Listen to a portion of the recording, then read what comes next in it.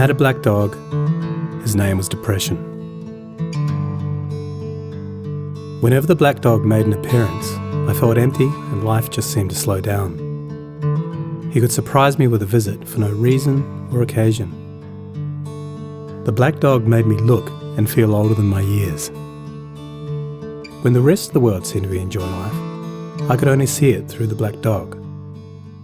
Activities that usually brought me pleasure suddenly ceased to. He liked to ruin my appetite. He chewed up my memory and my ability to concentrate. Doing anything or going anywhere with the black dog required superhuman strength. At social occasions, he'd sniff out what confidence I had and chase it away. My biggest fear was being found out. I worried that people would judge me. Because of the shame and stigma of the black dog, I was constantly worried that I'd be found out. So I invested vast amounts of energy into covering him up. Keeping up an emotional lie is exhausting. Black dog could make me think and say negative things. He could make me irritable and difficult to be around. He would take my love and bury my intimacy. He loved nothing more than to wake me up with highly repetitive and negative thinking. He also liked to remind me how exhausted I was going to be the next day. Having a black dog in your life isn't so much about feeling a bit down, sad or blue. At its worst, it's about being devoid of feeling altogether. As I got older, the black dog got bigger and he started hanging around all the time. I'd chase him off with whatever I thought might send him running. But more often than not, he'd come out on top. Going down became easier than getting up again. So I became rather good at self-medication, which never really helped. Eventually, I felt totally isolated from everything and everyone. The black dog had finally succeeded in hijacking my life. When you lose all joy in life, you can begin to question what the point of it is. Thankfully, this was the time that I sought professional help. This was my first step towards recovery and a major turning point in my life. I learned that it doesn't matter who you are, the black dog affects millions and millions of people. It is an equal opportunity mongrel. I also learned that there was no silver bullet or magic pill. Medication can help some, and others might need a different approach altogether. I also learned that being emotionally genuine and authentic to those who are close to you can be an absolute game changer. Most importantly, I learnt not to be afraid of the black dog, and I taught him a few new tricks of my own. The more tired and stressed you are, the louder he barks, so it's important to learn how to quiet your mind. It's been clinically proven that regular exercise can be as effective for treating mild to moderate depression as antidepressants, so go for a walk or a run and leave the mutt behind. Keep a mood journal. Getting your thoughts on paper can be cathartic and often insightful. Also keep track of the things that you have to be grateful for. The most important thing to remember is that no matter how bad it gets, if you take the right steps, talk to the right people, black dog days can and will pass. I wouldn't say that I'm grateful for the black dog, but he's been an incredible teacher. He forced me to reevaluate and simplify my life. I learnt that rather than running away from my problems, it's better to embrace them. The black dog may always be part of my life, but he'll never be the beast that he was. We have an understanding. I've learned through knowledge, patience, discipline and humour, the worst black dog can be made to heal. If you're in difficulty, never be afraid to ask for help. There is absolutely no shame in doing so. The only shame is missing out on life.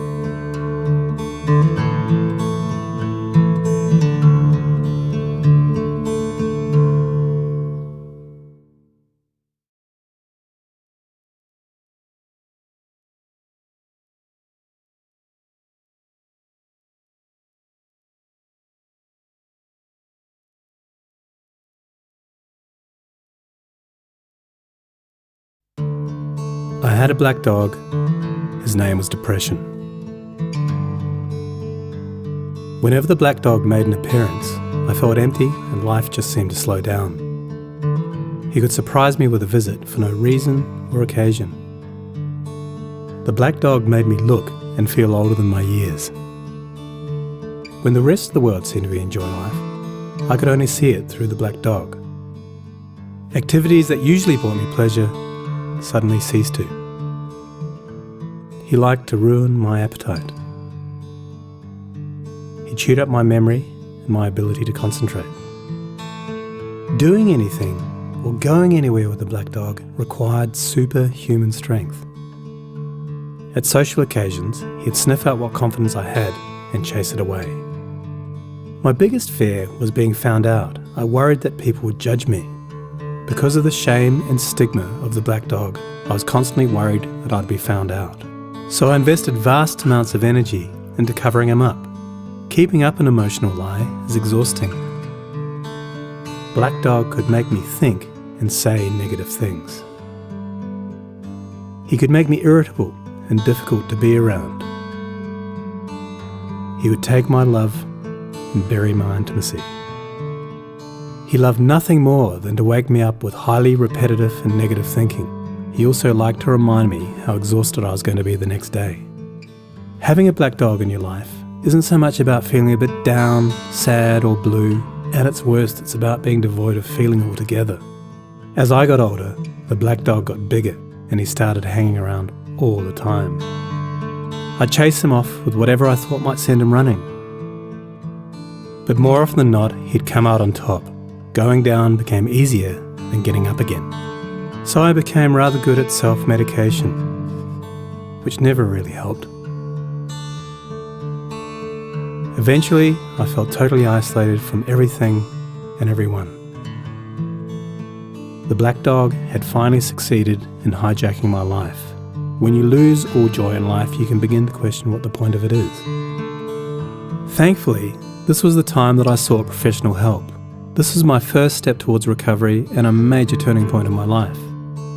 I learned that it doesn't matter who you are, the black dog affects millions and millions of people. It is an equal opportunity mongrel. I also learned that there was no silver bullet or magic pill. Medication can help some, and others might need a different approach altogether. I also learned that being emotionally genuine and authentic to those who are close to you can be an absolute game changer. Most importantly, I learnt not to be afraid of the black dog, and I taught him a few new tricks of my own.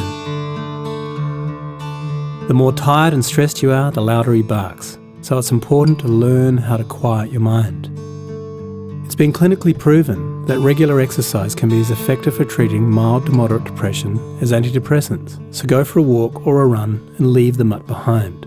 Keep a mood journal. Getting your thoughts on paper can be cathartic and often insightful. Also keep track of the things that you have to be grateful for.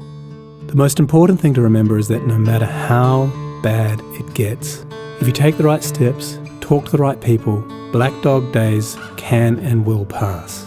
I wouldn't say that I'm grateful for the black dog, but he's been an incredible teacher. He forced me to reevaluate and simplify my life. I learnt that rather than running away from my problems, it's better to embrace them. The black dog may always be part of my life, but he'll never be the beast that he was. We have an understanding. I've learned through knowledge, patience, discipline and humour, the worst black dog can be made to heal. If you're in difficulty, never be afraid to ask for help. There is absolutely no shame in doing so. The only shame is missing out on life.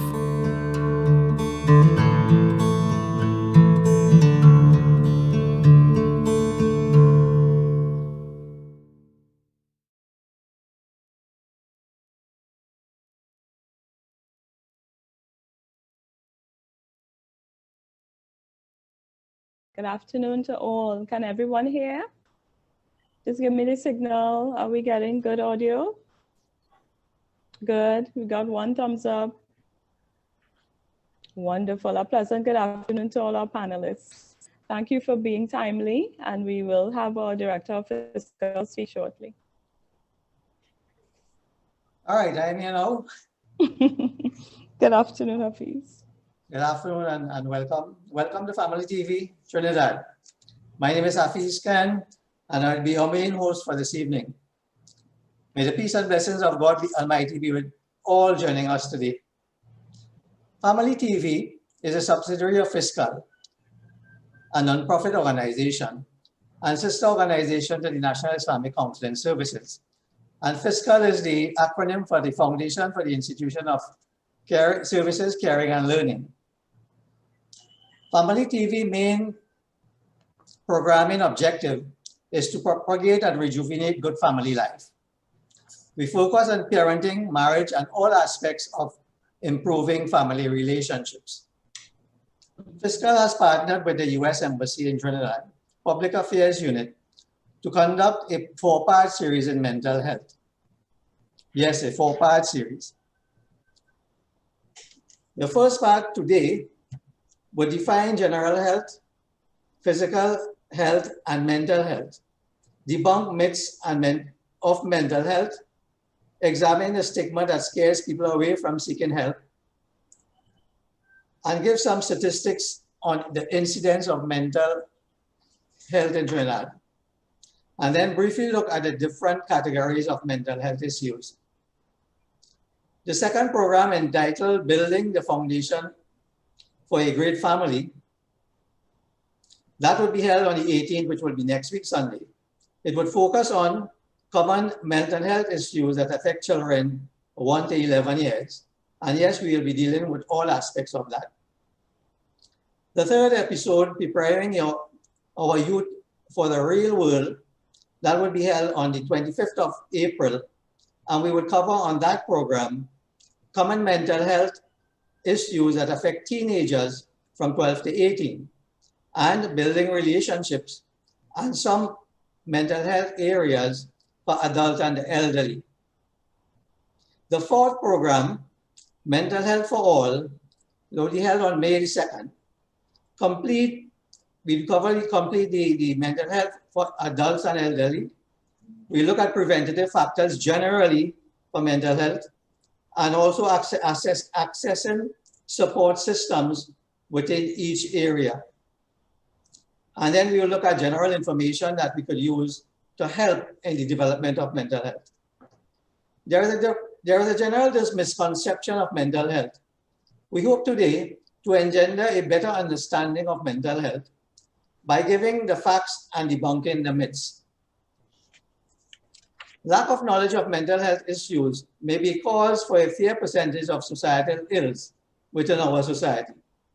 We are hopeful that by raising the awareness would encourage persons to seek help, thereby reducing these ills.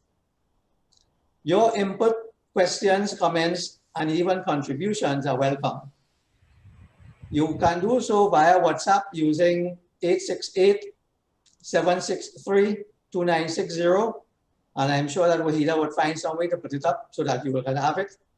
Or 868-389-6006. You can also check our website, islamtt.org, to see what our programs are. And also, you can look at Family TV Facebook page. You could also like Family TV page, and whenever we have any program, it will come up to you if we have live programs. The panel for each program will change to include professionals specific to the different areas that we'll be dealing with at each program. We have a great panel of professionals for today's program. I will like first to introduce my co-host, who would introduce the panel.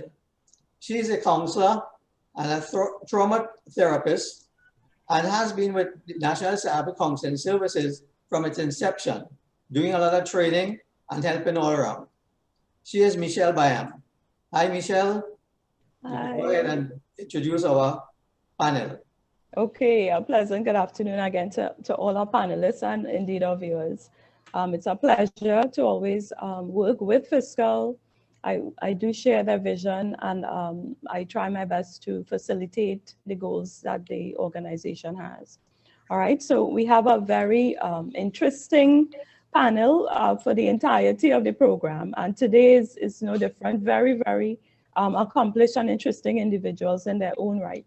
So I will begin. I will start the introductions, and after I speak on each person, you guys can unmute your mics and speak maybe a little sentence or two on yourselves. All right, so at least you'll hear it from me and we will hear your voice. We'll hear from you, a little input from you right away. Okay, so we shall begin with ladies first. Ms. Suhair Kafri, hopefully I'm pronouncing your name correctly. Good, good, good.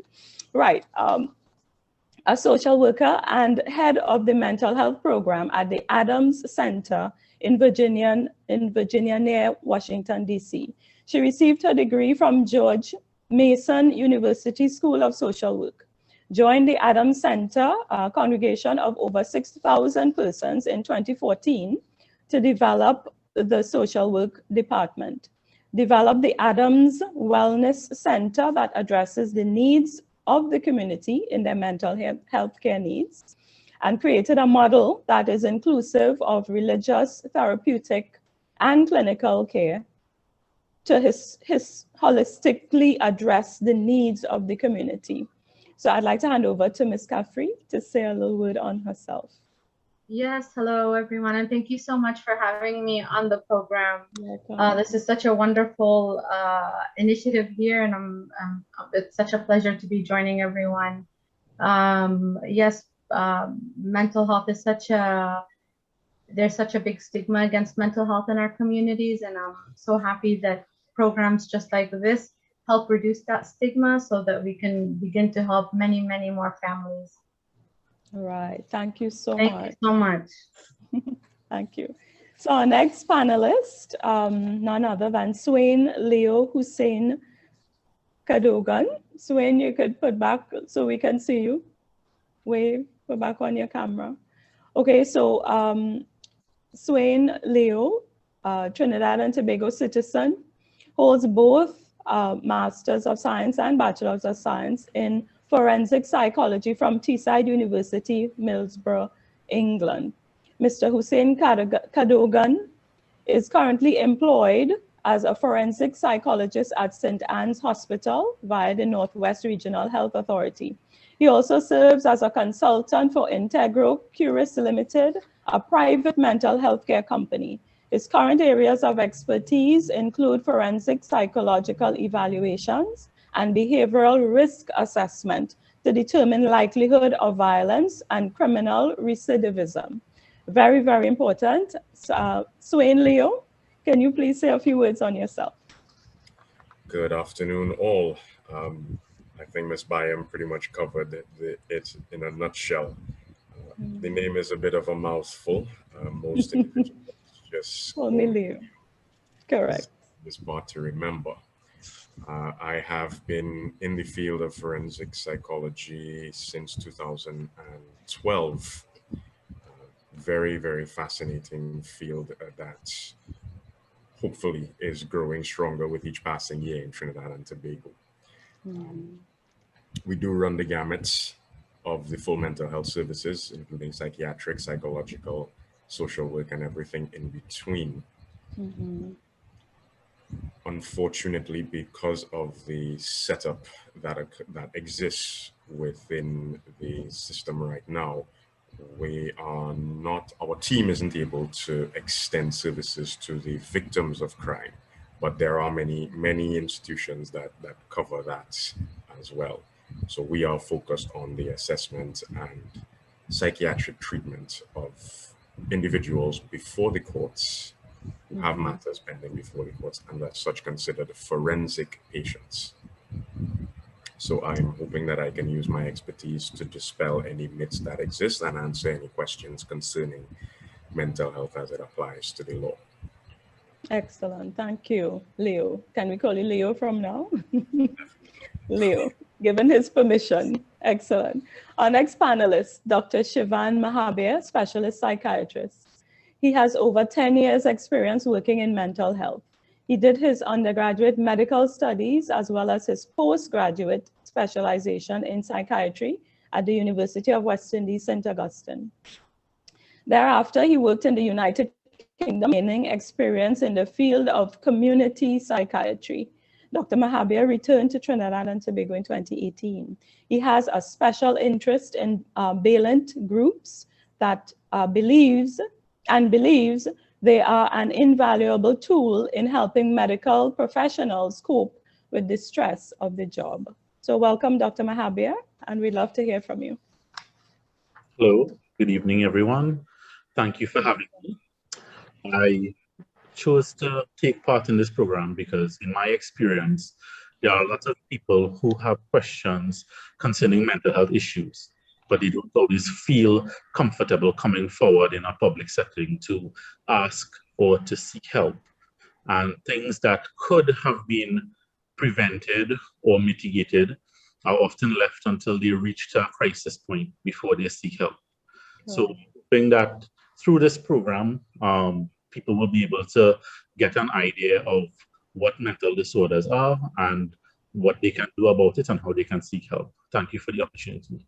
And thank you, Dr. Mahabe. And just before I move on, just a quick word on the Balint group. One of the things that impressed me and your colleague, Dr. Bisoon, is the fact that, and for our listeners and viewers, the Balint is really about psychological training for doctors, right? A group that facilitates that, correct? Just simply, yeah. So one of the things that impressed me and your colleague, Dr. Bisoon, is that you all are aware of the importance of doctors having that training. So really, really appreciate that. I just wanted to bring that out for viewers who were not aware what the Balint groups were. All right, thank you for that. Okay, so we have, yes, thank you. We have Professor Edward Clark with us as well, counselor and CBT therapist. So Dr. Edward Clark was born in Barbados, educated at the Universities of London, Surrey, and Oxford Brookes in England. Currently works in Trinidad as he is very committed to the academic development of the University of the Southern Caribbean, but his main residence is in South Africa. He is the founding and current Dean of the School of Social Science, Professor of Social Psychology at the University of the Southern Caribbean. He is qualified in the areas of counseling, sociology, psychology, international relations, and business management. He has lived and worked in many South African countries, including Lesotho, where he was a senior lecturer in sociology at the University of Roma, Lesotho, Swaziland, Namibia, Botswana, Zimbabwe, Angola, etc. His African experience included being a part-time research consultant for WHO, UNICEF, UNFPA, and USAID, and enjoys being active in church. Very well-rounded professor, very well-rounded. Dr. Clark has conducted many workshops in Trinidad, Barbados, Grenada, and other Caribbean countries for government and private sector on a variety of business and psychosocial areas, including change management, executive coaching, strategic planning, parenting, youth development, and gender affairs. He has undertaken significant research in the area of gender studies, absent fathers as well as present fathers, mental ill health, and prostate cancer. He has co-authored a chapter, Dying Too Young in the Caribbean, in Legacy of the Crossing, edited by Thomas A. LaVeist. Dr. Clark is a founder, member, and was the co-facilitator of Leading from Above the Line program from its inception. He credits LFATL as the catalyst for his current specialization and expertise in the area of emotional intelligence. We welcome you, Professor. That was quite a mouthful, you know, and we're very proud of you. Please say a few words on yourself. Hi, good afternoon. Yeah, I was just, all the time you're reading, I was just hoping that you would stop soon. Not without giving full kudos. Yeah. So please give us a couple of comments. Yes. All of that, I'm a very basic, simple person who is just trying to make a difference in the lives of the people that I come in contact with. That's fundamentally what I do. As a matter of interest, when I thought about this exercise, I thought, oh my goodness, I've got so much work. Why did I take this on as another activity? But I'm delighted to join the illustrious panel and to share my little knowledge on the issues and some of the topics that we are going to encounter today. And so I'm looking forward to the interaction. Excellent. Thank you for being on our panel to share your vast knowledge. Don't be modest, Doc. Okay, so let's go to Mr. Kirk Peer, counseling psychologist, doctoral candidate. So Mr. Peer, has a BSc honors, master's honors, and is also a certified traumatologist, certified human trafficking consultant. As a mental health professional, Kirk has been working with persons both locally and regionally. Deputy Manager, Victim and Witness Support Unit, Kirk Peer of the Trinidad and Tobago Police Service, where his dynamic skill set has led to institutional strengthening and evidence-based service delivery. Mr. Peer, welcome. Please say a few words on yourself. Unmute. Yeah, unmute. Unmute your mic. Yeah. Unmute. Yeah. Correct. Thank you for the introduction, Michelle, and thank you for having me here today, FISCAL, as well. Whenever we talk mental health, I think that the conversation is becoming very, very frequent, which is good. However, the research component seems to be very, very low still. I think that we underestimate the impact that mental health plays on our lives. And I think that this impact could be both devastating in terms of human suffering and also for the individual and also for the person that we interact with, both in our households and society at large.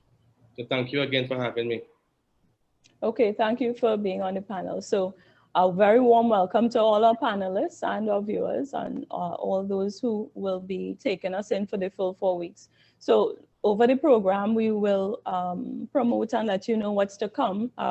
Mr. Khan has already done that preliminary sort of mention, but we will reinforce it as we go. And we really hope that you stay with us for the whole ride, you know, because we have good information planned for you at every step and every stage.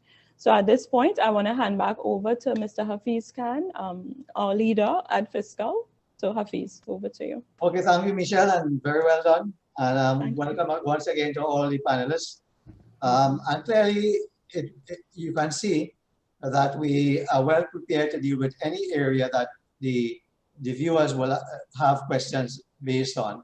And as I said earlier, we look forward to your questions because that would inform exactly what we need to cover. We have tried to come up with some questions that we could ask these knowledgeable gentlemen and lady. And so that we kind of wanted to put ourselves in the viewers' booths and come up with the question that they will ask. So let's start. We want to try to start from the beginning. And please do not expect to get everything in one program. That's why we have 4 programs, because this topic is so wide. And I have seen a number of one-day programs that try to stick everything in, and then it becomes very confusing. So we have kind of let it out. This today is just introducing the whole question of mental health so people can get an understanding. Because in our little surveys that we did, one thing that came out very clear, that there is a big issue in terms of what people perceive mental health to be about. So we want to take today to try and deal with that particular issue. But I just want to start in that light, and perhaps Dr. Mahabir could help me in terms of how would you define health generally? And perhaps you could answer the other 2 questions. I mean, is it compartmentalized? Is it integrated? Example, mind, body, spirit. And how we go from general health to mental health. So the World Health Organization defines health as not merely the absence of sickness, but rather the ability to function and to achieve all of your goals. So this is not just a matter of saying, well, I don't have any physical illnesses such as diabetes or high blood pressure, and therefore I am healthy. There are many other factors that could be taking a toll on you and preventing you from having the fulfilling life that you desire. In psychiatry, well, at the school where I was trained, we conceptualize things in the biopsychosocial model: biological aspects, psychological aspects, and environmental, social or environmental. Because the physical body and the chemicals within and the organs within, they play a role in keeping us healthy. Psychologically, we have to have a sense of hopefulness and purpose. And environmentally, we need to have strong relationships we need to interact well with those around us in order to achieve our maximal functioning. So mental health is one very important component of health overall, but it seems to have been a topic that was not addressed as much as perhaps the physical aspects. And there are good reasons for that. For instance, the knowledge of what causes mental illnesses is often not as well defined as for some physical illnesses. And the treatments that we use are not necessarily as well researched, or their effect is not as well defined. So for that reason, it does create some doubt in the minds of the public, I think. And that is why we need to be open and honest with them in how we communicate and let them know what we can offer and how we can help. So just to give an analogy, on the physical side, someone might not have a disease as you indicated, but they could be unhealthy because they might be obese. They're not exercising, they're not eating healthy. So there's a ticking time bomb. So eventually you will get there. So to achieve physical health, you need to be able to do those things, which is eat properly, exercise, right? And do what is necessary to build your physical health. So on the mental side, what kind of analogy you would give us to bring about that same issue? Because everybody might feel they're okay, I don't have a problem, but they don't even realize that they're not taking care of the mental health, so that they might eventually run into problems with that part of their operation. Well, I think one very common scenario that we see is persons who are suffering with anxiety or depression, and they do not realize that this is what they're suffering with, and they're self-medicating using alcohol or some other drug. So if that alcohol use has not been causing any overt problems in their life, they may say, well, everything is fine. But they may not realize that that alcohol use is really covering up a deeper problem underneath. Anybody else would like to contribute on this issue? I would just like to say that the whole concept of mental health is one that is very difficult for persons to appreciate. You know, we work on the assumption that we're mentally healthy if we are not sick. So because we use the medical model of illness to determine our health or ill health, if one is not sick or ill, then one is healthy. And therein lies a big problem with when it comes to mental health. And it's interesting that you brought up the issue about obesity. I was watching a program quite late last night on individuals who were grossly overweight, 500, 600 pounds. And the one thing that the doctor who was carrying out these operations, surgical operations, tried to get across to the patients was that your mental health is compromised. That is why you're in this state. And okay, we might be able to reduce the obesity and by, you know, sewing up your stomach and so on. But unless you pay attention to your mental health, then we're not going to do much. Right. And I could see that the lady was struggling because she had this son in the hotel room. And for some reason, he had a dislike to his mom. And he was coming into the room and eating burgers and drinking Coke. And she was just in such emotional pain, you know. So our mental health is critical. Yeah. My saying is, if you don't have mental health, you don't have health. Full stop. All right. Yeah, no mental health, you don't have health. Leo, you want to chime in here? Within recent times, there has been a massive shift in people's lifestyles. So everybody is now, they're exercising, they're eating healthier. There's a push for organic and whole foods. That's right. And that's fine because it shows that there's a shift away from the concept of if I'm not in need of medical services, if it's not an emergency, I'm not ill.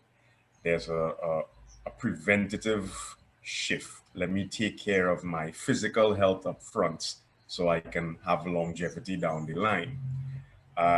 The mental health aspect of that has been a little bit slower to catch on. It's picking up now, and we're having more conversations, just like this panel now being out. This wasn't something that you would have easily had access to maybe 10 or 20 years ago at all. We're moving away from the taboo nature of speaking about mental health. But as mentioned, we are still at the point where we wait until there's a problem and then we seek to fix it. Something as simple as stress. We all encounter stress on a regular basis, but even the term in and of itself has a negative connotation. When we hear stress, we think there's too much of it. It's a problem for me. I'm in crisis. But not many people are aware that stress is both good and bad. There's good stress. Think of an outing that you have with a family. If you have to go on the beach for a day, you have to get the food prepped, get the car prepped, get everybody up on time. That is a stressful event, but it's happy stress because it's something we want to do and we enjoy. So this whole notion of understanding that we're on a continuum, just like with physical health, and we need to have preemptive measures to maintain that longevity and good health, both physically and mentally, is something that we need to marry. All right. If I may add as well, this discussion is a very scary discussion, because our behavioral display of mental health was one that was somebody walking down the street, dressed a particular way, eating from a bin. So when we saw it in a very, very loud display that made most of us scary, right? Because we feel and we behave, most of us merge feelings and behavior.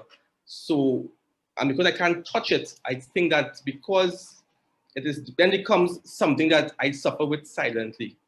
Because if I say that I am ill, how do I describe this illness? If I'm saying that I'm in pain, how do I describe this pain when I have been taught that pain is something that I have to go to a medical doctor, put a cast on my foot, after 6 weeks, the cast is off, and then I woke up properly again.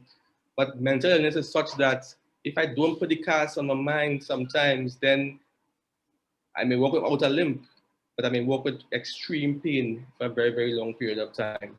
That then it comes out in a behavioral display that may make me somebody that I do not like moving forward. So, you want to chime in here?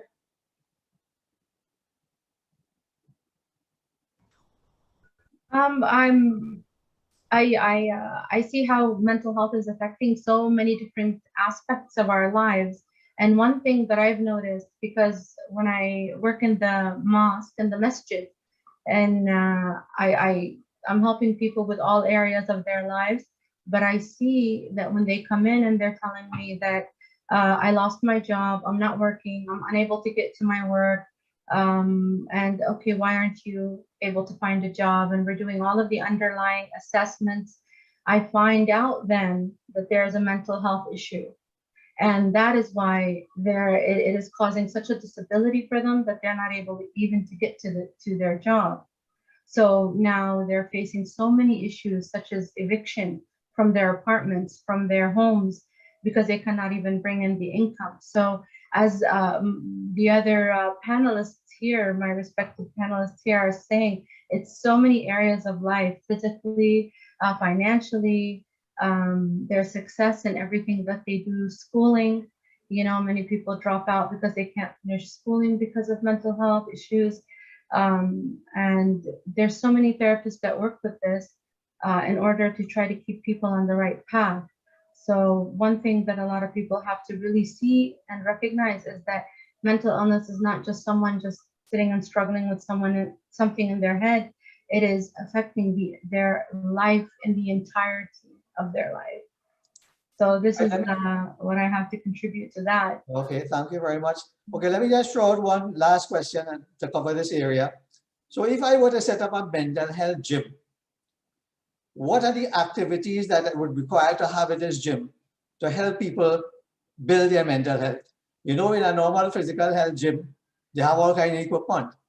How would we conceptualize what we will put in a mental health gym to help people get healthy or improve their health in the gym, in the mental health? Look like a tough question, boy. I will start by saying who the trainer will be. The trainer will be a qualified therapist, right? Somebody with extreme experience in the mental health profession, who could help persons navigate the gym equipment that they will be using along the process and the journey of healing. And what are those equipment? Those equipments will address things like anxiety, panic, irritation, confusion, lack of sleep, disturbed appetite, right? The equipment could be used based on choice, based on preference, based on theoretical framework, but the path is usually always the same. We go to build. In this case, we go to heal. Sivan. So I would agree with what Kirk said. In terms of the mental aspect, some of these specific exercises that you can do include mindfulness, reframing, developing a positive outlook. But let's also remember that there should be a part in the gym that is still having physical gym equipment, because health is important, physical health is important. And there should be a nutritionist to help guide persons on having a healthy diet. So again, we emphasize in the holistic treatment of patients, both mentally and physically. But that would be where I would start. Leo? Oh, I was thinking that one of the things that I found very interesting would be at the gym at which I attend, we have yoga classes and we have meditation classes. We have aerobic exercises and all of these, and there are many more, obviously there's swimming and there's the treadmill. All of these exercises help to reduce anxiety, depression, and also free up many of those critical areas in our bodies that display stress, and tension, your shoulders and your back and those areas. And so relaxing and doing yoga and meditation helps to deal with a lot of the everyday pressures of living. And I find it to be very useful for myself. And so if I had a gym, those are the kinds of things that I would have in the gym. Yeah. Right. So as the doctor, professor, and Mr. Peer both mentioned, the physical aspect of it is just as important. I also want to say the social aspect is equally as important. So within the gym, first and foremost, safety. Having that sense of safety. This is a place you can come, you can share, you can express yourself without that fear of being ridiculed, looked down upon, or thought of as weak because you are seeking to strengthen yourself. That is very important because that gets people through the door initially. I have that sense of safety when I go there. Also having supportive individuals, very important. All too often, much like with physical health, people assume, well, this is on me, I take the pills, I take the medication. But having others behind you to motivate you, to assist you, to remind you, you need to put in the work, you need to do the exercise, you need to take care of yourself. That push has to be there as well. All right. Michelle, you want to add anything? Yes, yes, yes. Excellent contributions, guys. This gym is one of the popular gyms. We have to attend this gym. High enrollment, right? What I wanted to add was breath work. Two things: breath work, because breathing sequences now, breath work is seen as a sort of very direct line to homeostasis, bringing balance to the body. So there are many sequences with breath work that target different things, different ways of settling the body, and also spirituality, because we're looking at the whole self. And spirituality does not necessarily mean that you have to go join a church. Spirituality just refers to greater meaning. You know, so many times when I am going through the self-care plan with clients and they want to know what all them other things about, you know, I thought you were talking about this. And this is something I wanted to bring out to in that mind body. I'll come to that shortly. But spirituality, greater meaning. We need to have in the gym something that takes us beyond ourselves, right? And to be involved in anything that brings greater good. And that is an awesome, that little corner in the gym, don't pass it straight, right? So that mind-body connection, one of the little jokes of clients that I always talk about is that, of course, they say, see all this thing, I go just bottle up everything and just go and pay and go to a real doctor, you know. And what they taken as a joke is stuff that will manifest in the body. And I'm hoping that this program breaks that habit, that perspective that says, I don't want to deal with it while it's here. I'm knowingly going to keep it in so I can go and you know, get irritable bowel syndrome addressed with meds, with you know, and have a real doctor fix my body. But all the while, whether it's the trigger for it or even having had an illness, even dealing with the illness, you have mental health challenges. You understand? So it could either be before that gets you to the doctor because you refuse to deal with mental health issues, or even having a mental health issue, how it affects you up here, you need mental health addressed. So I just always like to bring that out with clients individually, but in every forum that I am. And that mind, body, spirit connection is very, very serious. Okay, back to you, Hafiz. Yeah, but sure, I know, I mean, everybody more or less covered most of the areas, but even you for last now, you still have the opportunity to say something. Sure, I'd love to say something. Actually, I remember going to this gym that had a swimming pool and you could hear the sound of the water, as well as they had a walking track around the whole top floor of the gym. So looking down, you see the pool and you see the gym equipment and people moving around, so, you know, Leo addressed the socialization part of it. So this is the socialization. You see everybody kind of moving around. You hear the sound of the water, which is calming.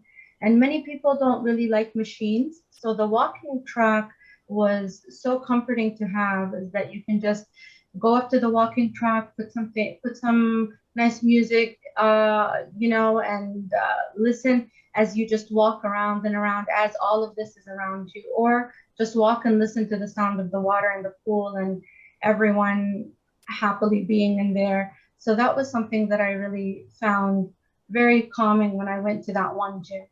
And I really liked that they had a physical track inside of the gym rather than just a treadmill. All right, so these questions were really designed to bring to the viewers the importance of mental health as opposed to physical health and how they intertwine with one another. That if you don't have physical health, it could affect your mental health and vice versa. So now we want to go on to the more important issue about the myths about of mental health, and we'll pass on to Michelle to take you all through that. All right, so myths. So we continue in the journey of really in our first session, changing the perspectives, or at least attempting to, and really shed different light, more informed light on a lot of the beliefs we have held. Now, a lot of us know that as a culture, we are only now opening ourselves up to mental health and taking action to address it. And it's really, we're hoping that the information we give drives action, that people would pursue mental health as they would pursue the physical aspects of health, all right? So we're gonna look at some myths and go through them and of course correct them with some sound information. And hopefully that would free you, release you, the viewer, to really hear and identify something that may be a belief that you hold and be willing to challenge it within yourself so that you can take action on mental health. Okay, so Leo, I would ask you to just sort of lead discussion and have everybody chime in. We'll all chime in as we did with the general health issue. So if you can just take us through each myth and then we will chime in and really have a collective knowledge and wisdom Michelle, we're not hearing shared with you. Thank you, Leo. Yeah, am I dealing, guys? No problem. You're breaking up. Yeah. There's a little lag from your end, Michelle. Yeah, you're breaking up. Leo, go ahead. Yeah. Leo, you go ahead. Not a problem. So myth number one, people with mental illness are always violent. Right, this is what I realized. Are you hearing me now? No, you're still breaking up. But Leo will continue. Let me tell you. All right. Yeah, Leo, go ahead. Okay, Leo, can you start with the myths? Are you hearing me? Yeah, and we'll all chime in. Yeah. No problem. All right. Myth number one, people with mental illness are always violent and need to be separated from society.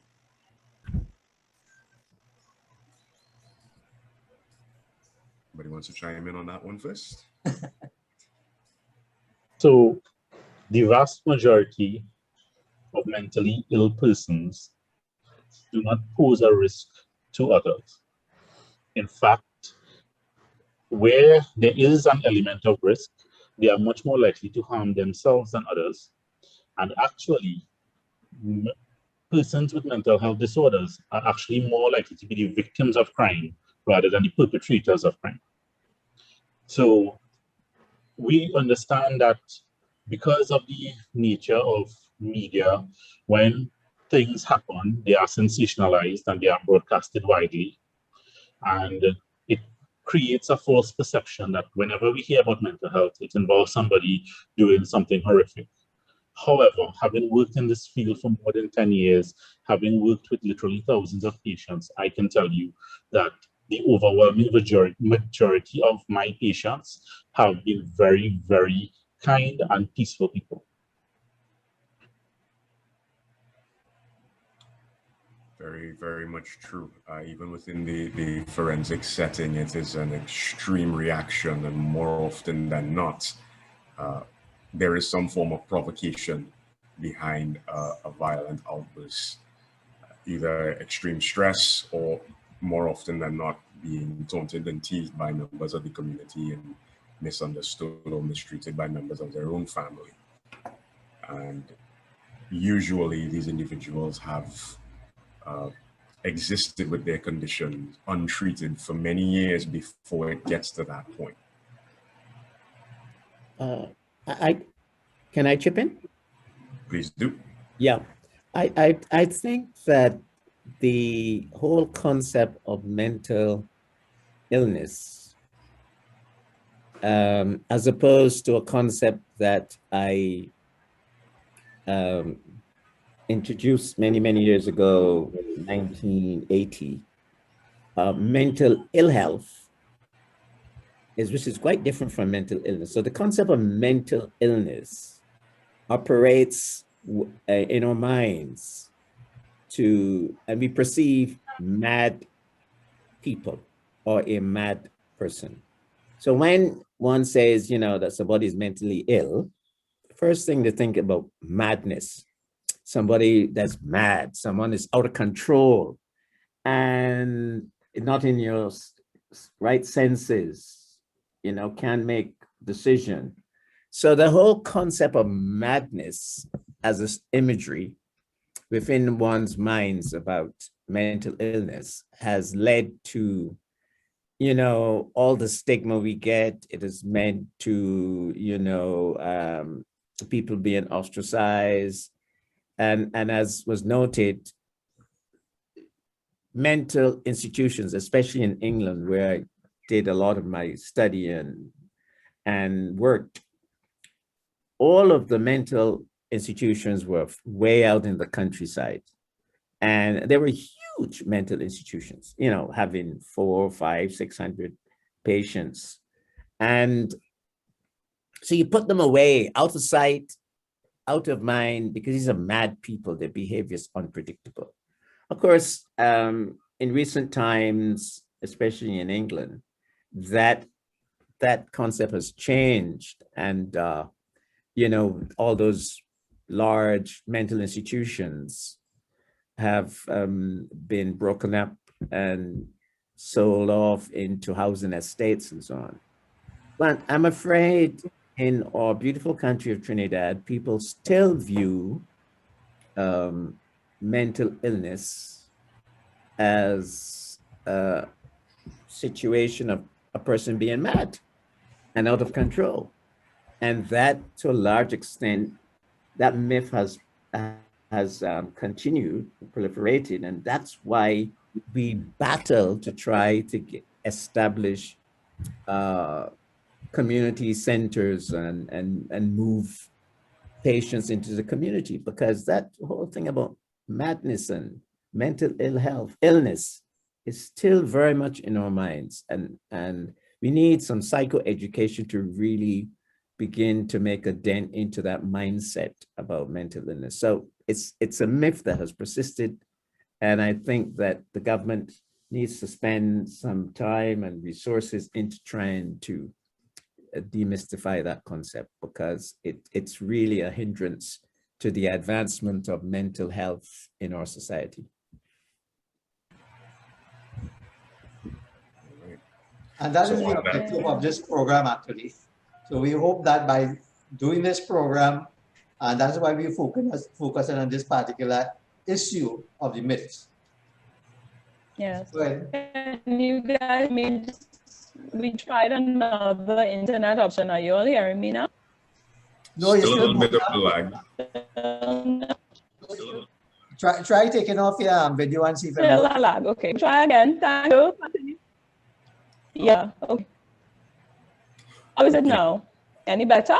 Yes, much better. Much better. Okay, good. So continue, Leo. Thank much. Okay, so with that mention of the term mad, brings us to myth number 2. Only mad people visit the psychiatrist or the psychologist. Yeah. Yep. You see the term strength in that, because we have a thing that when we're in pain, everybody say, be strong, right? So we take away the normalization of feelings like sadness, fright, loneliness, even crying, and we define them as weak, right? So in terms of masculinity, I have found that men are very comfortable in a number of emotions, but one primary, which is anger. Anything other than that may not be their definition of what masculinity is. So to try to protect their families, sometimes the term strong and not going to seek help is something that has been culturally embedded in terms of how we as male interact with pain.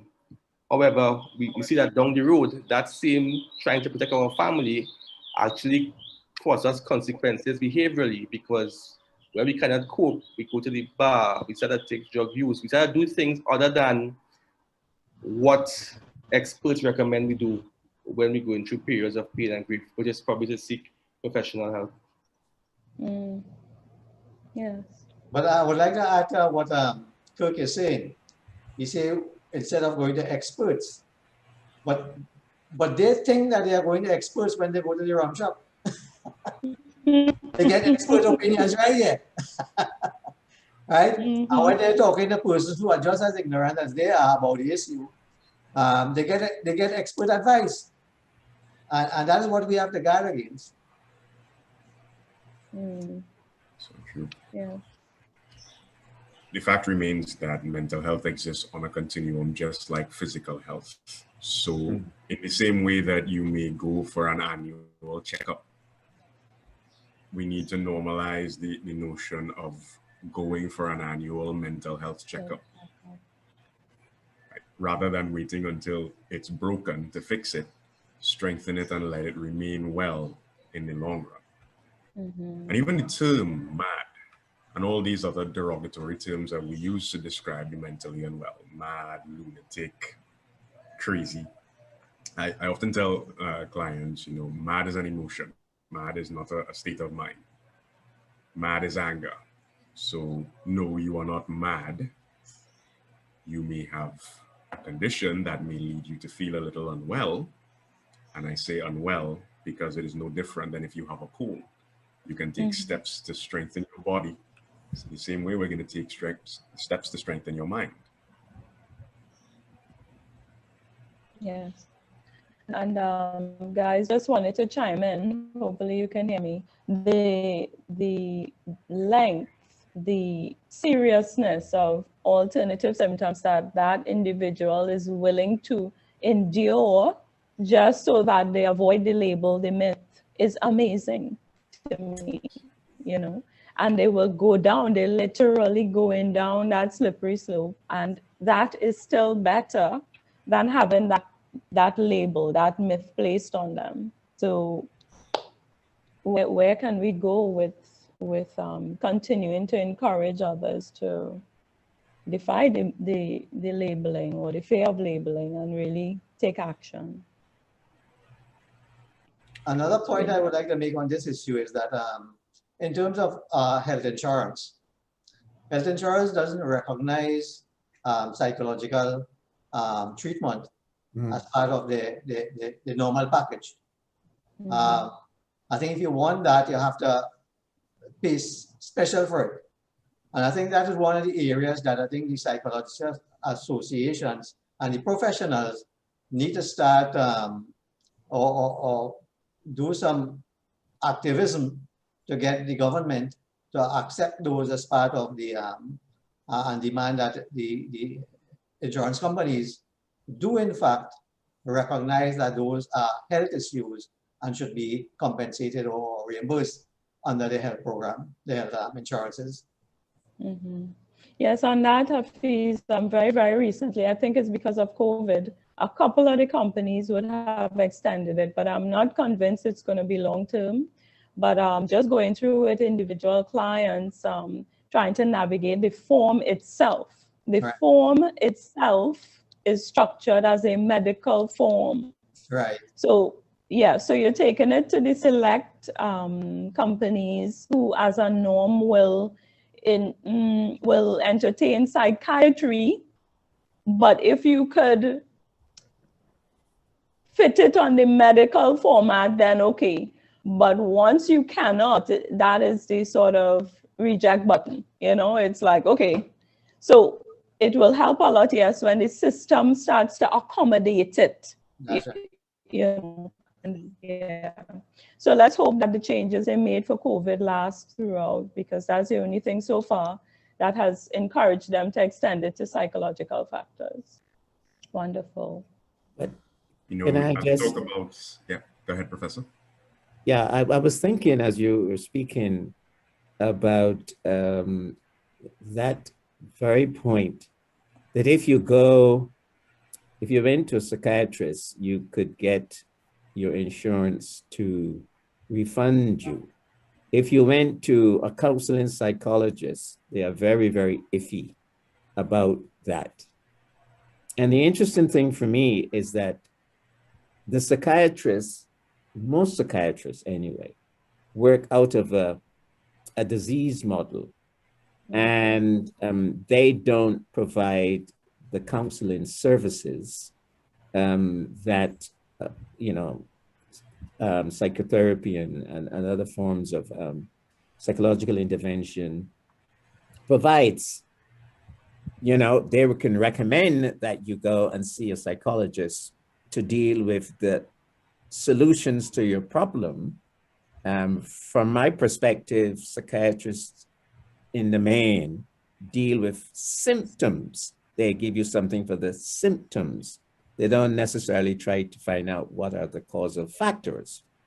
But to get an insurance company to take on board a psychologist receipts is difficult. Difficult. You need, it's like climbing up the wall on with your fingernails. It's very difficult. They ask a million or more questions, but the psychiatrist, they don't. It's because the psychiatrist is a doctor. A medical doctor, correct. Is a doctor. Psychologist might not be a doctor, but he has outstanding competence, but they would treat with it very, very differently. So I think that we need to, there needs to be a multi-pronged attack or a multi-pronged approach in dealing with that issue of refunds and insurance companies honoring the whole area of health providers in our society. Yes, I must add, and this is why I had brought out that point about Dr. Mahabir earlier, because it's rare that doctor or even the psychiatrist seeks to educate themselves and broaden their view with the psychological knowledge to be able to see the whole patient. So this is why I had pointed that out when I was doing the initial introductions for Dr. Mahabir and Dr. Bisoon, who didn't make it today, but is part of the team. So we just kudos to you, Doc, and Doc for that. Yeah. All right. So what are we moving on to now, Leo? Myth number 3. That's going to be number 3. Yes. Right. How are we going on? In the mind. Yeah. It's all in your head. Yeah.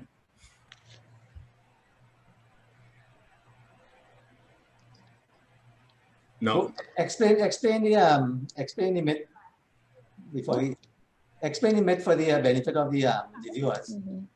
So that in saying that it's all in your mind, it's all in your head, there's a prospect that the individual is not actually suffering from an actual disease, similar to how we understand disease in the medical model, that, it's just a little thing. So it's like saying depression is you're just feeling a little sad, you're just a little blue. You're not going to tell somebody with pneumonia they just have a runny nose. Yeah. Right? It's just a slight headache. No. Yeah, I think, Leo, because we are very time specific with healing.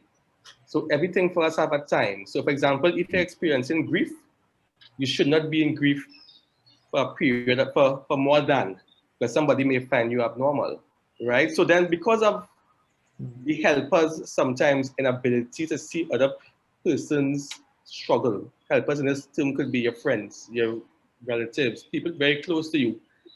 Because of their pain, seeing you in pain, sometimes you try to speed up person's healing process. But who's to tell you that how you are grieving in terms of a time frame is too long or too short? We can see that the method they're using to grieve may be unhealthy, but in terms of a time frame, I think it's wrong to put that time on person's pain and suffering. Also, understand that some pain, sometimes we just can't move on from it. Sometimes we have to grow over it. So it's very, very difficult to quantify somebody's pain in terms of a specific time. Although we have research that show that 6 to 8 weeks, 12 weeks, a year, sometimes, but who's to really say that somebody's pain is too long or too short? It's a interesting point that you make on that prospect of time sensitivity. With most physical illnesses, we know you take medication and you're going to see that improvement within a relatively short space of time. But for the majority of mental health issues, sometimes treatment is long-term. Sure, you can go the medication route when it's necessary, but that is a process of simply treating the symptoms, which is another thing. If we can see symptoms, we believe somebody is ill. So somebody suffering from depression is just sad. But if you start noticing the somatic symptoms that come with it, you're ready to rush them to the doctor to deal with the body, but not the mind.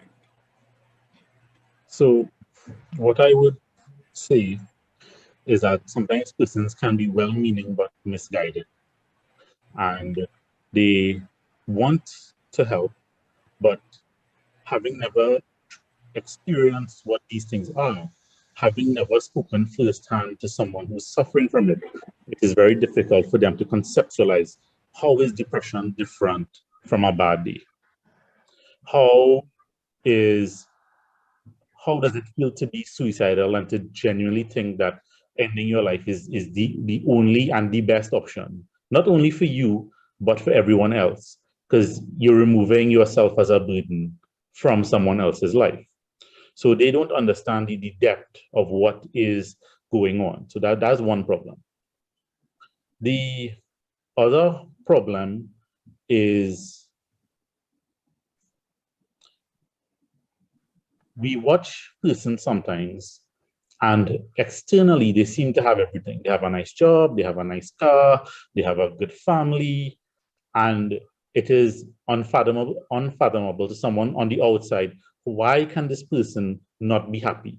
This person has everything. This person has things I would give up anything for, and yet they're not happy. They just, something wrong with them.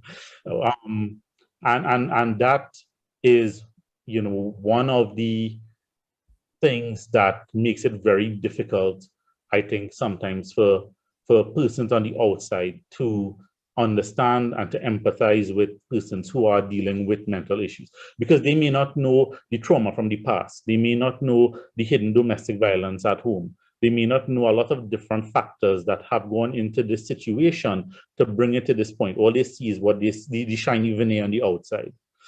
And that, I think, complicates things a lot. Yeah.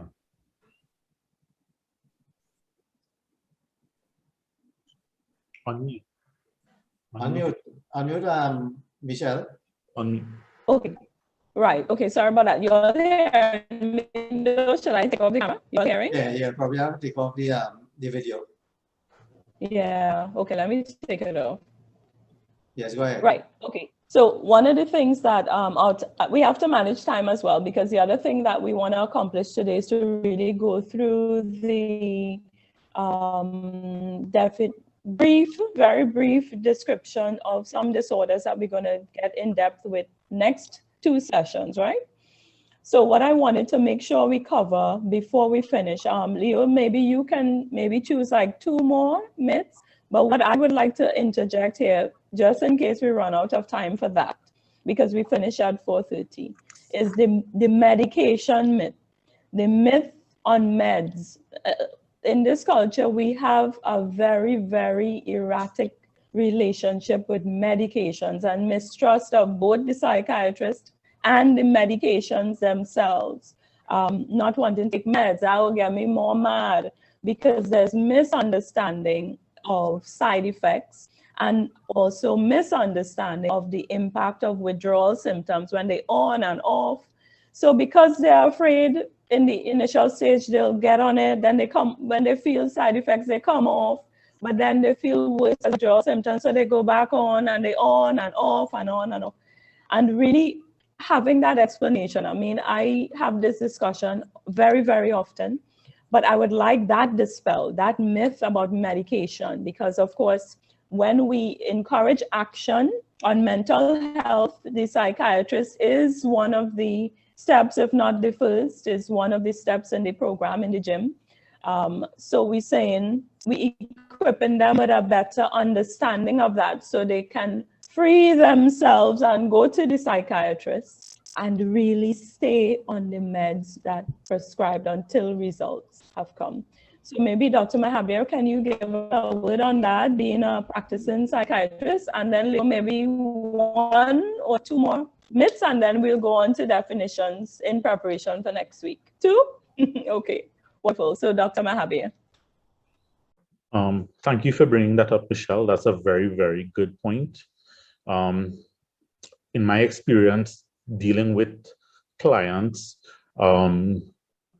definitely, sometimes I think we as psychiatrists need to take the blame partly, that we don't always explain things as well as we should. It's something that I have been working on, trying to explain more fully to the patients what to expect when we start medication, what are the initial side effects, when can they be expected to stop, warning signs to look out for, when can you expect to see positive results, what will, excuse me, what will be the course of treatment.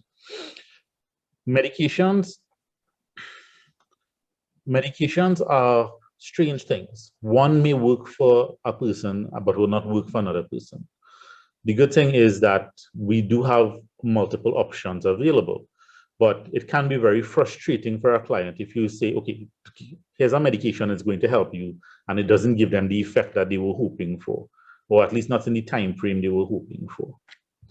Additionally, I have a lot of clients who actually get quite positive benefits from the medication, but then once they feel well, they believe, okay, that's it, I can just stop the medication, and they often stop it abruptly, not knowing that that increases your chances of having withdrawal effects from the medication. When we stop a patient from medication, it's done after a certain amount of time based on research, and also we do it slowly, we taper it off to prevent or to decrease the likelihood of them having those withdrawal symptoms.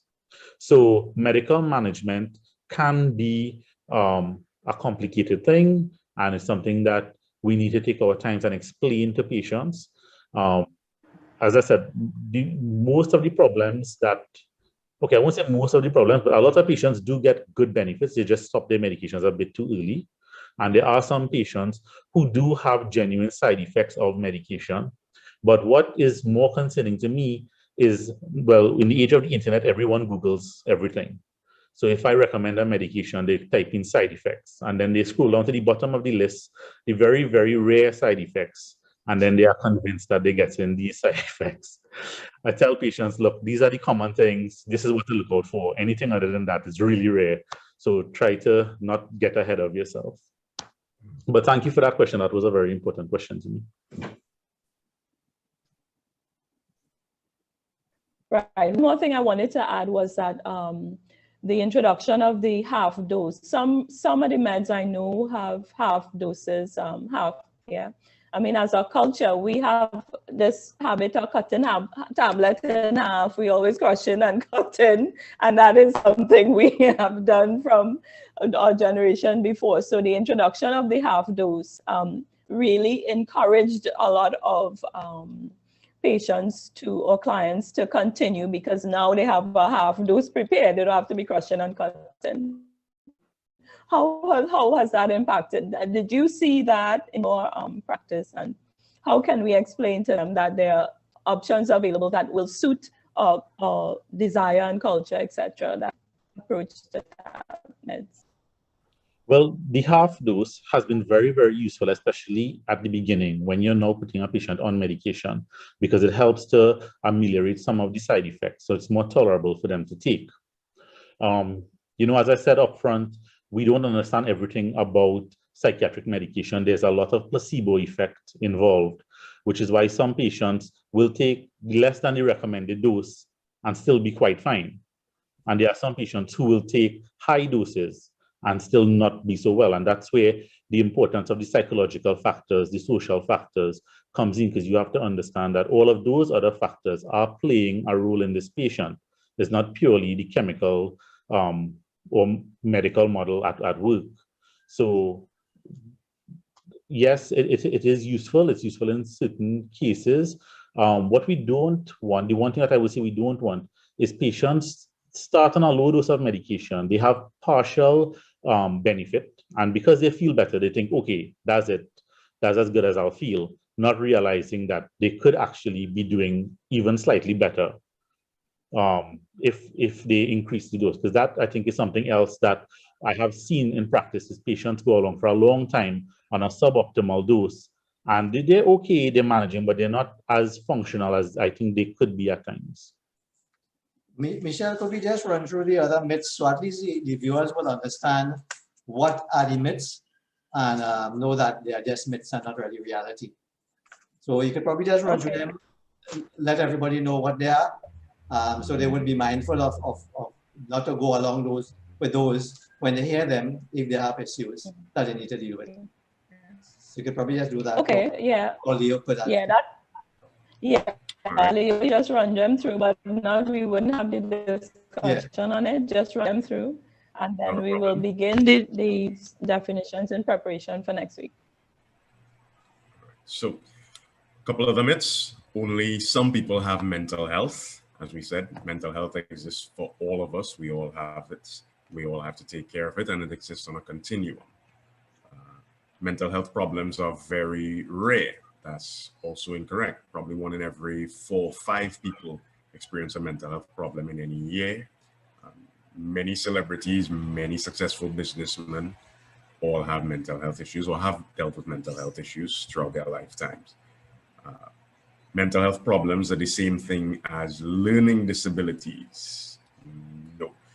Mental health is about your thoughts, your emotions, your feelings, rather than just how we learn. Rather, we can think of learning disabilities as an aspect of mental health, but they are not synonymous. It is not an interchangeable term. You can tell that someone is mentally ill just by looking at them. No, you can't. Well, in extreme cases, if somebody is without treatment for a long time, there are telltale signs that will stand out, but the average person encounters individuals with mental health issues on a daily basis and are none the wiser. In fact, I think, Doc, you are more likely to encounter somebody with severe mental health issues working in accident and emergency than at the psychiatric ward itself. I would say that that's true. Therapy is for people who don't have good friends. No, there's a massive difference between talking things through with your friends and actually seeing a counselor. Yes, a support circle can help. Yes, talking to your friends can help maintain mental health, but for severe issues and getting proper treatment, professionals need to be seen. Well-meaning but misguided. That's how I would describe them. What's that? Well-meaning but misguided. That's how I would describe it. Yes. People with mental health problems can snap out of it if they try very hard. No. Having mental health issues is nothing to do with being lazy or being weak. Just as with physical health, you don't expect somebody to heal from a massive cut or a broken bone without some form of treatment. Mental health issues are the same. If you have mental health problems, you are unlikely to recover. No. Mental health problems can be treated just as physiological health problems can be treated. Many people make a full recovery, go on to lead happy and fulfilled lives. However, just like with physical health, you do have lifestyle diseases, which are things that you deal with consistently throughout the rest of your life. Your mental health has to be protected and you need to monitor and do things differently depending on the issue. If a parent has a mental health problem, you'll have it too. Not necessarily. There are some genetic links, research has shown, but it is not guaranteed that because, let's say, your father suffers from depression, that you are automatically going to grow up to suffer from it as well. There are many other factors, including environment, your own physical health, many other things that add to whether or not you will succumb to mental health issues. People with mental health problems cannot work. That's a classic one that we see at the hospital quite a lot. Some individuals with mental health issues are put on disability.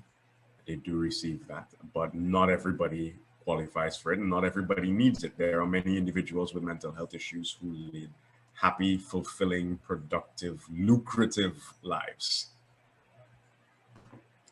Number of celebrities even. Young people do not experience mental health problems. Mood swings are just a part of growing up. Sadly, no. And this is something that I think we definitely are looking forward to addressing in the coming sessions. Globally, I think UK statistics say probably 1 in every 3 children in a classroom have mental health issues. I can't remember off the top of my head if we have local statistics on the matter. But with increasing frequency, more and more, we're finding children and teens having severe mental health issues. I know recently, as last year and the year before, we had a spate of suicides and self-harm that was rampant in the nation. So definitely young people, particularly between the ages of about 5 to 16, we're seeing an insurgence in that. There is little support available for young people with mental health difficulties. Not at all. There are lots of services that individuals of all ages can access. I don't know if you're familiar, Doc. Find Care TT was recently launched, I think about 2 months ago. That's a website of a database of resources for mental health available to the public. And you can find both paid and government free funding resources on that website. People with mental health problems are violent and unpredictable. And I believe, Doc, you touched on that first and foremost as we started. No. There are some mental health issues that do bring with it a particular element of potential for violence, but it is not the rule and law.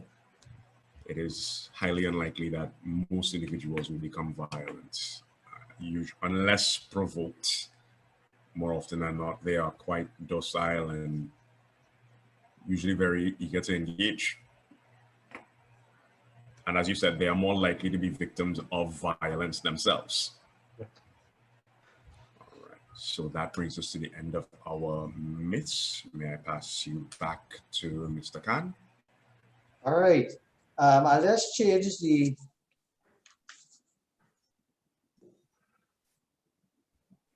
priority. I just want to give Suhair 2 minutes to deal with stigma, because I think that's one could come under the myths. So stigma, sir, you want to give us 2 minutes on stigma, and perhaps Cook could help us with that afterwards too. Suhair? Yes, sure. So at the mosque, when I would communicate with our clients, I would recognize some of the mental health symptoms that they had, and then suggest that, perhaps you should see a therapist or a counselor and discuss this, get everything out. And I started realizing how it was so stigmatized in our community. So we had to do something to try to help that and to try to bring the stigma down. So we got involved also with the Imam's office's help, and we were able to do khutbahs in the masajid, in the mosques, that would address mental health. So all the congregants that were there were able to hear about mental health, and then realize that this was something that many people are struggling with, and there was no shame in it to go and see a doctor. We also put together a program where we collectively, we asked our therapists and psychiatrists and counselors in the community that were Muslim to join into a network with us. And that way, when we referred someone that was Muslim, they felt like they were talking to a family member, and someone could understand their cultural background and why they felt ashamed to go to the doctor or to the therapist. We wanted to make it as relatable as possible. And many times the imams and I would talk to the client and let them know that there was no shame in seeking help. We were also able to continuously do seminars on mental health to break down the stigma. And we would do this in our community, in the mosques, from the populations that we saw around us, this diverse population of immigrants, of refugees, people that were struggling with PTSD. We had, you know, intergenerational households where, you know, the elders were now going through mental health issues, and we needed the families to understand how to care for their elder that was living in their home and how to help them. So the stigma had to be reduced, and it had to be of, you know, we had to kind of address it in many different ways, with the help of the imam's office, with the help of the seminars that we would put on, and the community would come. And then also with the help of this provider network. And what happened is that we came up with a mosque mental health model, because the first thing that we would realize is that when someone was struggling, they wanted to talk to their imam, they wanted to talk to a trusted source. And so when they would do that, then, you know, we would be able to help them in the masjid, in the mosque, without having to just kind of let them leave, walk out the door without any resources. So we collected a lot of resources, we did a lot of research, a lot of seminars, and our goal was to break down that stigma. And so, and allow the person struggling with the mental health issue to realize that they were struggling with a mental health issue, because they would come and say, maybe this is black magic, maybe this is not a mental health issue, but it's jinn or something like this. And it was, you know, a lot of work to try to convince them that this is something that you are struggling with and something that is treatable. So let's go. And, you know, rather than being ashamed to go to a doctor, you know, this is courageous. Go see a doctor and get yourself better. Your quality of life will be better. And you'll be able to move through this along with an immense support system, inclusive of your religious community, your imams, the social worker at the masjid. And then we also would talk to their families and allow the families to understand what their loved one was going through. And that stigma was broken down, because a lot of people in our community also were afraid to say to their families, I'm struggling with something. You know, something is happening. I don't know why I'm feeling down all the time. I don't know why I'm feeling anxious all the time. And they would just live through the struggle. So we tried our best to kind of go at this in many different ways to ensure that we broke down the stigma. That was something very important to us. And thankfully, it has really worked for us in our community. And we have 14 providers with us at the mosque that are ready to help with crisis situations, anything that happens in our world that may cause fear and anxiety. They would come to the mosque and address that. We would call them after prayer and say, if you want to speak with someone, someone is available for you to speak with. And so this really helped break down the stigma, but we still have a lot of work ahead of us. All right. Kirk, would you say that we have please, can I just? Let me just ask good. We have a multicultural and multi-religious society. And a lot of what she is saying would apply to all of them. How much would you say is cultural and how much might be religious? Excellent question. We can't ignore the historical trauma of something like slavery, right? So previously, when we would have beat our children, the African parents, it was to protect them from, it's to make them learn fast. Because if your slave master beat you, then the next will be severe. But those traditions were just passed on, and after a while, persons don't know, well, why are we still doing it? So yes, I want to protect my child from pain, but I don't know why I'm beating my child still, right? And we have found that because of my inability to cope, that's why I'm inflicting this punishment now on my child, right? Different groups have different ideas as to how we should deal with pain, how we should deal with trauma. There are some that works well and some that does not work well. I will always try to implore people to use an evidence-based approach in terms of something that has predicted outcomes most of the time, right? Some of these stigmas are one way that we counter it right now is through the education system. I'm seeing a lot of work being done through the education system. Okay, that is really the only group that are guaranteed to have persons consistently between the ages of 5 and probably 16 legally, right? We also have the conversation now that probably persons' behavior is very consistent with how they are feeling. So we see crime, we see violence, we see a number of characteristics in society that does not breed friendliness. Society is not changing, you know, is that our inability to regulate emotions is probably compromised more and more. Mm-hmm. So there are a number of things that are happening that we have to confront because certain things are principled. Persons will have a difficult time in confronting the principles of their system, be it religion, be it education system, be it history. But until we are comfortable to confront some of those traditions that have been passed down to us and confront some of the things in those traditions that may no longer be useful to us, then we're probably stuck in a place that persons still try to handle their mental health and their mental pain by themselves. Michelle, go ahead. Yes. Yes, I wanted to mention there was a question that came in and I just wanted to have that person represented before we close. It was, they had asked, what about silent or very quiet depression and the individual lives with it all their lives? So I just wanted to put that out there just to honor that question having come in. So anybody can take it, and I'm sure when we get into the depth of the topics next week, that person's answer would probably be handled more thoroughly then. But I just wanted to put it. I would prefer if we deal with that question next week when we're dealing more in depth with that. And probably we have about a few minutes. We want to finish off what we're doing now. So that person can join us next week, and we will deal specifically with that question.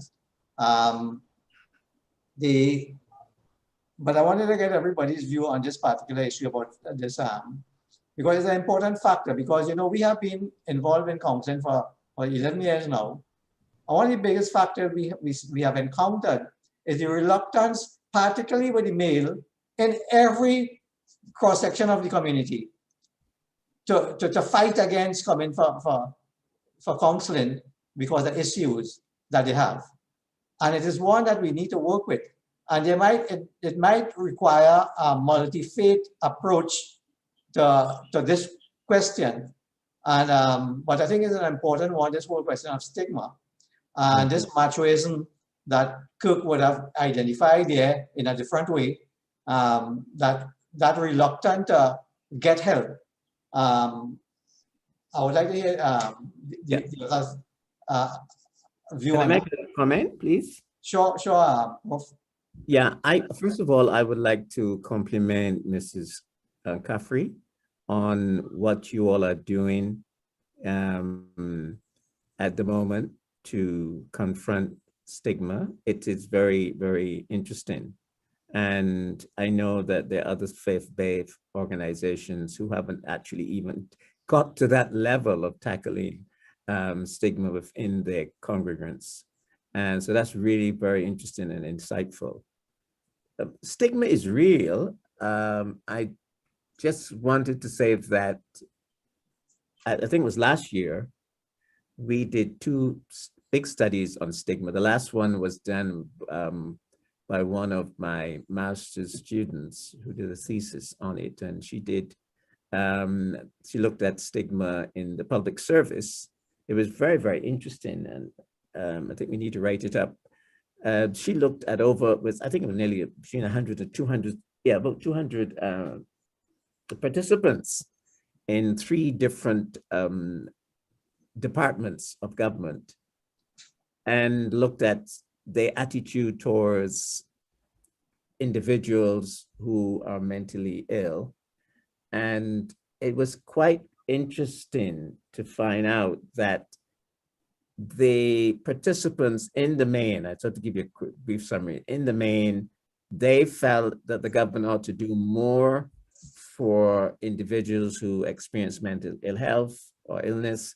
They also felt that, you know, we ought to devote more money to mental health, all the things that were right. But when they had to answer questions related to mental health facilities in the community, now that was a different attitude.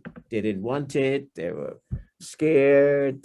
You know, it was really quite interesting to see the dichotomy in thought, you know, in terms of they being very concerned about mental illness and what the government ought to do. But when we brought the practical elements of it that related to them, then they took a complete different approach. So that it showed us that the stigma was very, very deep-seated in our society, even at that level, within the ministries. And so stigma is very, very real in our society, and we need to have a multi-pronged approach to tackle it from the school to the adult. We have to, you know, have serious psychoeducational programs to bring awareness and to get people to understand that, you know, because someone is unwell, that they're crazy. All right, Professor Clark, thanks a lot. I think you're right on the ball there. Could we give Leo, you want to chime in here on this particular issue before we finish? I think everyone has sort of touched on the main points of it. One of the interesting things we have from a forensic standpoint, as I said, I'm part of that team where when you hear about it in the news that people are being sent for an assessment, there's always that outcry from the peanut gallery that they're just playing mad. But understanding where the law requires these assessments to be done, just so that you can say that the trial was conducted in a very humane manner that meets all the necessary criteria for a person's rights. People don't like to hear that, or they don't want to hear that. They still believe that, okay, somebody has broken the law and now they're playing mad and the professionals are going to give them a get out of jail free card. No. And I think that harkens back to this concept of mentally ill individuals being violent again. So you've done something, and I'm not saying it doesn't happen. You do get individuals who think, okay, I'm in trouble with the law, I'll play mad. I'll pretend I'm crazy and I'll get away. And that's not the way that the law works. It's not the way that our system works. So across the board, there is a lot of misunderstanding and stigma associated with not just mental health for the average individual, but even among individuals in prison or coming out of prison, having to have that psychological support of reintegrating into society. A lot of the times that is also severely lacking. And we go back into this cycle that Kirk had touched on of the angry male syndrome. I've even heard once that somebody remarked, for a woman to commit a crime of violence, clearly she must be crazy. Couldn't be further from the truth. And it shows a very interesting prospect where you expect violence from a male and it's fine. If it's due to an extreme mental health issue, it's a little bit less believable. But you don't expect violence from a female. And if she's committed violence, then surely she must have a mental health issue. And I'm not even sure where we begin working on addressing a lot of that, but we are currently trying to take steps towards doing that as well. All right, Shivan, we started with you and we'll end with you. All right, I'll keep it short because I know we're over time. Thank you very much to the organization and to the esteemed colleagues on this panel for taking the time to do this. the stigma and discrimination is very deeply entrenched within our culture, and it's only through things like this that we will hopefully make any dent going forward. And I would just like to say that in my own experience, I have seen even experienced medical professionals with ingrained biases against mental health. And as practitioners of mental health, we need to keep pushing our colleagues to be better, even when it is tough, even when it is painful, for the betterment of our clients. So thank you very much. Michelle, last word. Yes, I just wanted to thank the panelists. I don't think I need to add to that. We've had a brilliant, very stimulating discussion with all the contributions from our fantastic panelists. I'm very proud of all of you. So I just wanted to hand back over to Hafiz, and so we can close and say what's to come next week. And to all the viewers, please tune in for next week. All right, to the viewers, we thank you for joining us. We hope we were able to clarify a lot of issues. And I hope this program, at the time passed, and we never really touched the issues pertaining to mental health. So I think, and that is why we said this was an introduction. We wouldn't get into any great detail about mental health issues, but we wanted to bring across how wide and how important this whole subject is, so that we need, and we would hope that you will join us for the other 3 programs to really get a little more in depth into what mental health is all about. I think our panel was excellent in terms of dealing with the points that we brought, and it showed what the strategy that we want to have in terms of bringing this to you, to make it clear, and start from the beginning going on. And we will probably be getting more into when we go into the children 1 to 11 issues. We were hoping that we would have been able to cover all the mental health issues broadly, but our time ran out. But we will be doing that in the other 3 programs. We will be covering those.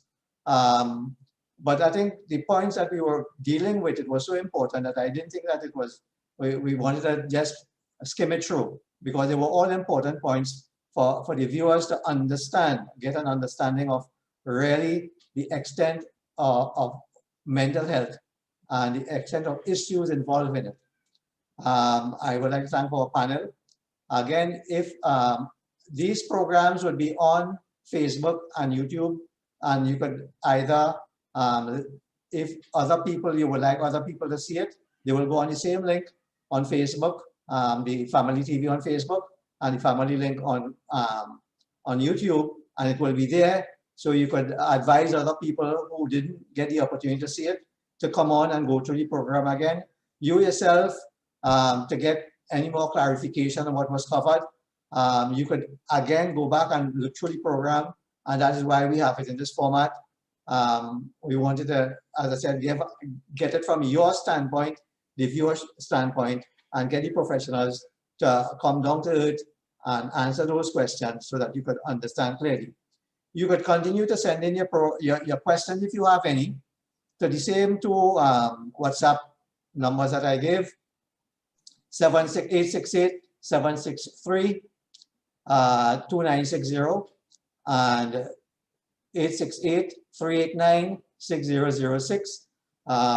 And continue to send them whatever questions we get after today. We will deal with the other programs. So feel free to continue and send in your questions. Once again, thank you very much. And we invite you to join us next week, same time, same place. Thank you very much.